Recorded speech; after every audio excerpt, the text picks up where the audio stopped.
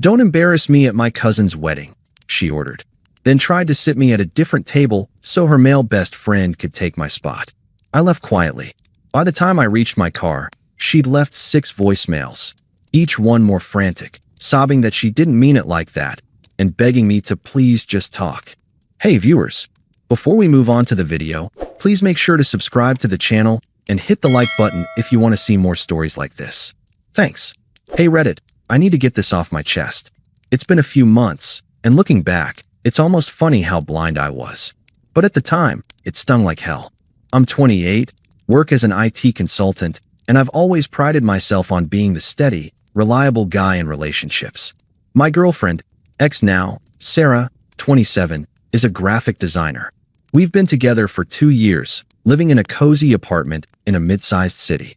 Or at least, I thought we were building something real. From the start, I was all in. Sarah had lost her job right after we started dating seriously, some freelance gig that dried up overnight. I didn't hesitate. I covered rent for a few months, helped her update her portfolio, even networked with some contacts to get her interviews. She landed a decent position eventually, and things seemed great.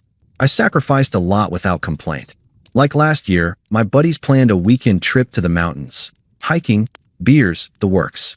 I bailed to help Sarah move her stuff into my place when she got evicted from her old apartment. No big deal, I told myself. That's what you do for someone you love. We talked about the future too, marriage someday, maybe kids. I wasn't rushing, but I made it clear I was committed. Sarah always said she appreciated my stability. "You're my rock, Alex," she'd say after a tough day. But looking back, there were red flags I ignored. She had this male best friend, Jake, who'd been in her life since college. He was a salesman, always flashing that charismatic grin, posting about his adventures on social media. Sarah swore it was platonic, but she'd light up when he texted, and they'd hang out one-on-one more than I was comfortable with. I'd bring it up gently, and she'd brush it off. "You're being paranoid. Jake's like a brother." It escalated subtly. Sarah started comparing us. "Jake's so outgoing. He always knows how to work a room," she'd say after a party where I hung back, not being the loudest guy there. Or, "Why can't you be more spontaneous like Jake? He surprised me with tickets to that concert last week." I'd swallow it, thinking I was overreacting. But it chipped away at me.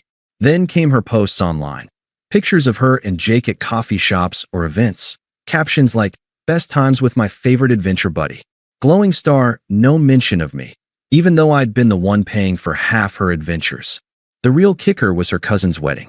It was a big family affair at this charming venue in a small town about an hour away. Outdoor ceremony, fancy reception hall with string lights, and all that. Sarah was buzzing about it for weeks. She was close to her cousin, and it was a chance to show off, I guess. I was excited too. I'd met her family a few times, and they seemed to like me. I rented a nice suit, got her a thoughtful gift for the couple, and even practiced a few dance moves since she loved dancing. But as the day approached, Sarah got weird. She'd snap at little things, like if I suggested an outfit. "Don't wear that tie. It looks too stuffy." And Jake was coming, of course.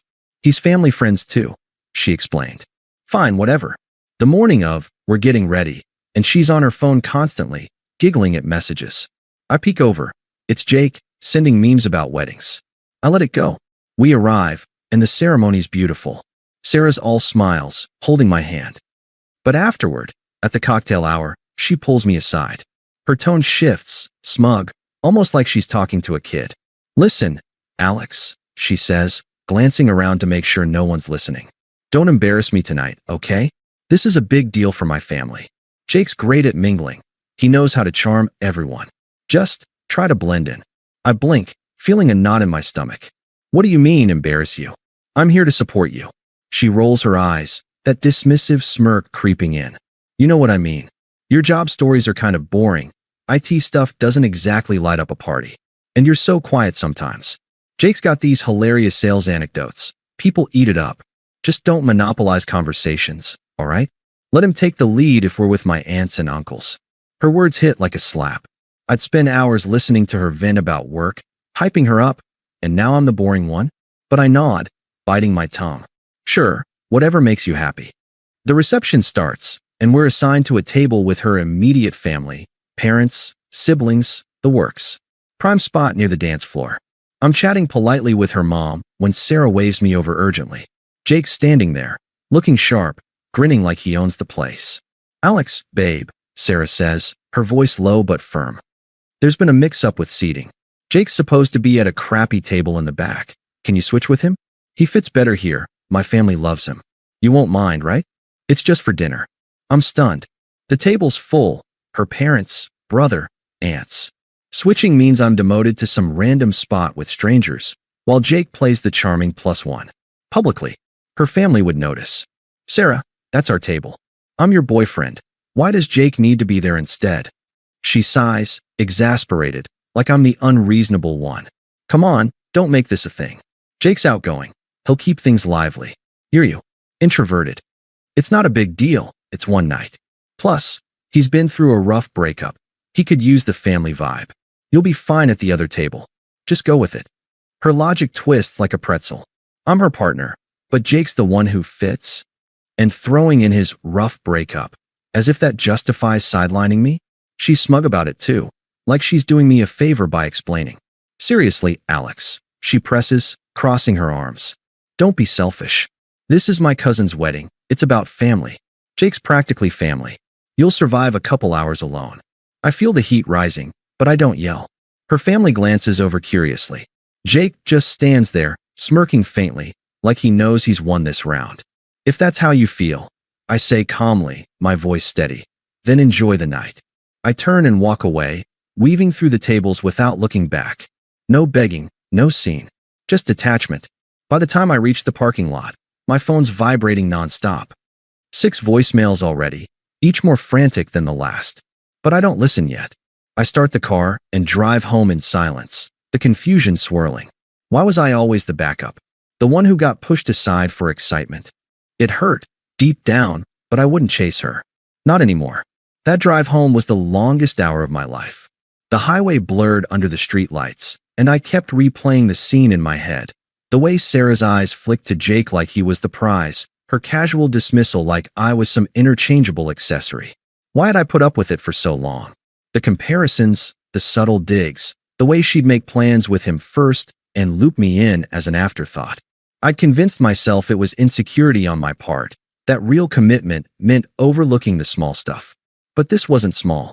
This was her choosing to humiliate me in front of her family, at a wedding of all places, where vows and loyalty are supposed to mean something. I didn't cry or rage. I just felt this heavy numbness settle in, like I'd finally seen the truth I'd been avoiding. By the time I pulled into my apartment parking lot, my phone had blown up. Texts first. Alex? Where are you? Then, this is ridiculous, come back. And finally, the voicemails. I sat in the car and played them, one by one, the engine still running. The first, babe, what the hell? You just left? I didn't mean it like that. Jake's just better at social stuff. Call me back. Second, okay, fine, be mad. But you're ruining the night for me. My family's asking where you went. This is embarrassing. Third, her voice cracking a bit. Alex, please. I get it, you're upset. But it's not a big deal. Jake's sitting here now, but it's whatever. Just talk to me. Fourth, more urgent, background music from the reception fading. I'm sorry if it came out wrong. You know I love you. Don't do this. Come back, or at least pick up. Fifth, sniffling now. Why are you ignoring me? This hurts. I didn't think you'd overreact like this. Please, just talk. Sixth, full sobs. Alex, I'm freaking out. What if you got in an accident? Call me. I need to know you're okay. I messed up, okay? Begging you. It was a progression, from annoyed to apologetic to desperate. But listening to them, I realized something. She wasn't sorry for hurting me. She was sorry the night wasn't going perfectly, that her perfect image was cracking. No mention of how I'd felt sidelined, no real acknowledgement. I deleted them all, turned off my phone, and went inside. That night, I packed a bag with essentials, clothes, laptop, toiletries, and crashed at a cheap motel nearby. Didn't want to deal with her coming home drunk and dramatic. The next morning, I unblocked her long enough to send one text. We're done. I'll move my stuff out this week. Don't contact me. Then blocked again. No explanations, no arguments. I called in sick to work, but really, I used the day to reflect. I hit the gym, something I'd slacked on because Sarah always wanted couple time instead. Pushed through a brutal workout, sweat pouring, mind clearing. Why had I sacrificed so much? The skipped trips, the extra shifts to cover her bills, the way I dimmed my own light to let hers shine. It wasn't love, it was me being a doormat. Over the next few days, I kept my head down, rented a storage unit, moved my things out bit by bit while she was at work, changed the locks on what was now fully my apartment. Our lease was in my name anyway, since I'd been the stable one. I didn't post about it online, didn't vent to mutual friends. Just detached, disappeared from her world. Work became my focus.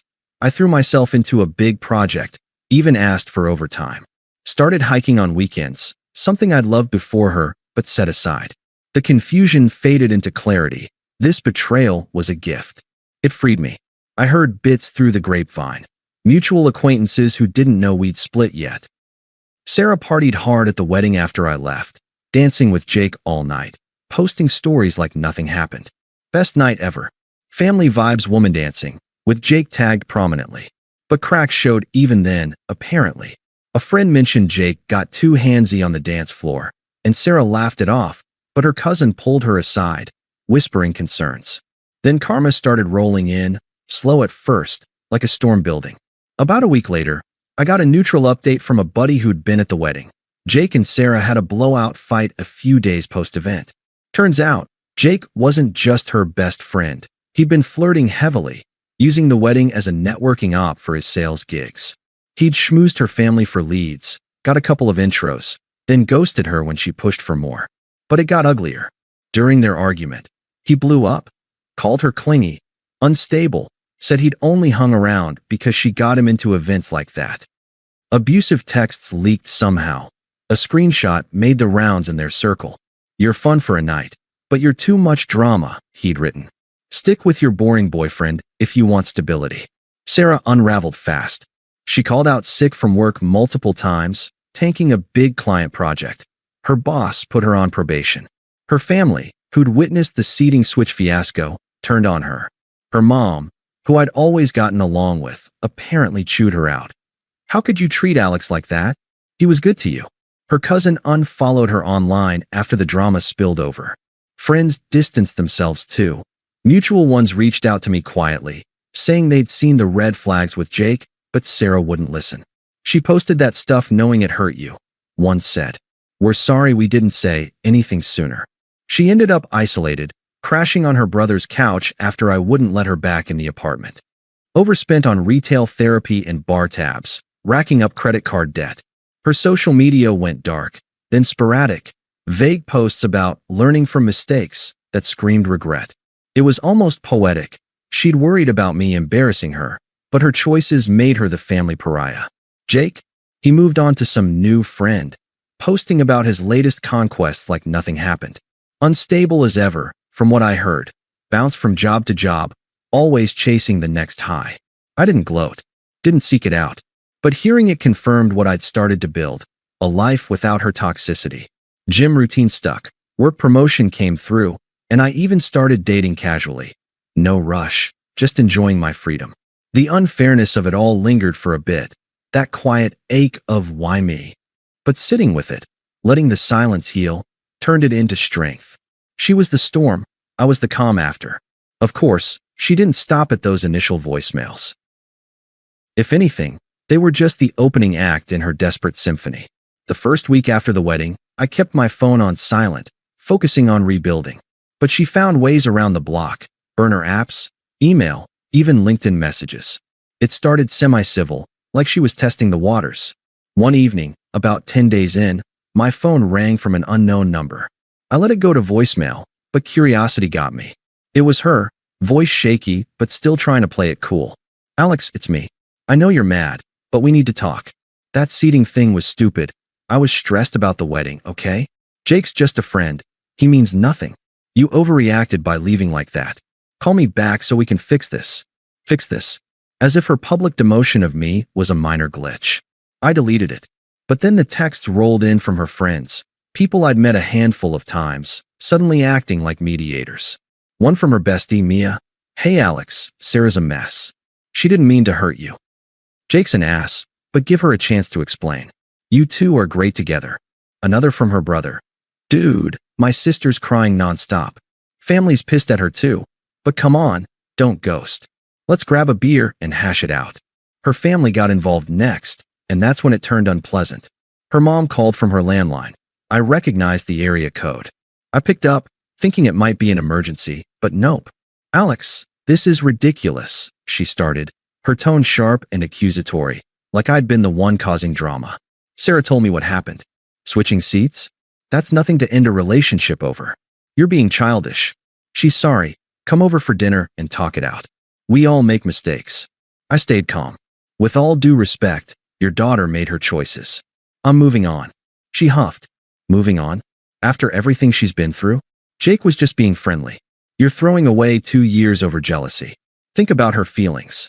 Her feelings. Not a word about mine. I hung up, blocked the number. Sarah's aunt messaged me on social media next. Toxic as hell, guilting me with family loyalty. Blood is thicker than water, Alex. Sarah needs you. Don't be the villain here. It escalated from there. Sarah showed up at my apartment unannounced one night, banging on the door. I didn't open it, but I could hear her through the wood. Alex, I know you're in there. Please, open up. I messed up big time. Jake's a jerk. He ditched me after the wedding, said I was too emotional. I see that now. You were right about him. Let's just talk. I miss you. We can go back to how things were. How things were. Me as the backup plan. I said nothing, waited her out. She lingered for 20 minutes, alternating between pleas and sobs, before leaving. A few days later, the anger kicked in. Another call from a new number, her again, but this time, the desperation had soured into rage. You think you can just ignore me? After all I've put up with? Your boring routines, your safe little life. I chose you anyway. And now you're acting like I'm the bad guy? Jake was a mistake, but you're the one overreacting. How dare you block me? Pick up, or I'll show up at your work. We need to settle this. Her true colors shining through. Hypocritical, entitled, twisting it, so I was the problem. She'd justified sidelining me with "it's not a big deal," but now my silence was unforgivable. I saved the voicemail, just in case, but didn't respond. Her attempts peaked with a long email, rambling about how she'd grown from this, admitting Jake had crossed lines, but blaming stress, her family, even me for not speaking up sooner. I deserve a second chance, she wrote. Don't you still love me? No, I didn't. And that realization was freeing. Her desperation only confirmed I'd dodged a bullet. Friends told me she was spiraling more, lost a freelance gig because she ghosted a deadline, spent nights out trying to forget, but ending up alone. Her family backed off after I politely told her brother to stop. Even they saw her hypocrisy now. It all culminated about 2 months later at a mutual friend's birthday party. I debated skipping it, small gathering at a local bar, low-key, but I'd reconnected with old buddies, and life was good. I'd gotten that promotion at work, leading a team now, with a nice pay bump. Hit the gym consistently, dropped some weight, felt sharper. And yeah, I'd started seeing someone new. Emily, a marketing coordinator I'd met through a hiking group. No drama, just mutual respect. She valued my stability, laughed at my boring IT jokes. We weren't serious yet, but it felt right. I walked in with Emily on my arm, and there was Sarah, crashing the party uninvited, I later learned. She spotted me immediately, eyes widening. She looked rough, hair unkempt, forced smile. Approached us during a lull, voice trembling but trying for composure. Alex, hey, can we talk? Privately. Emily glanced at me curiously, but I shook my head. No need, Sarah. Enjoy the party. She pressed on, desperate now, ignoring Emily. Please. I've been a wreck. Jake was abusive, yelled at me, ghosted after using me for intros at the wedding. I lost friends, my job's on thin ice. I realized what I had with you. I was stupid, smug. Let me make it up. We can start over. Her words dripped hypocrisy, admitting the cruelty but still centering herself. I stayed firm, voice even, no sympathy. You made your priorities clear that night. Jake fit better, remember? Your logic then applies now. I found what fits me. Emily and I are building something real. You're irrelevant to that. She flushed, glancing at Emily, who stood there supportively. The power flip was obvious. Me thriving, her desperate. But I love you. Doesn't that mean anything? I met her eyes, indifferent. It means you've learned a lesson. But my life's moved on. Focus on yours. She stammered, tears welling, then turned away, muttering something angry under her breath. Left the party early, from what I heard. I didn't think about her after that. Danced with Emily, laughed with friends. Blocked her everywhere for good. Update: it's been a few months since the party. Last I heard through the grapevine, Sarah's still single, switched jobs to something entry-level, and her family's keeping distance after the full story came out. Me? Promotion's going great. Emily and I are official now. Planning a trip, no drama. That wedding betrayal? It feels like ancient history. I walked away with dignity, and karma did the rest. What do you think, Reddit? Did I handle it right? Thanks for watching.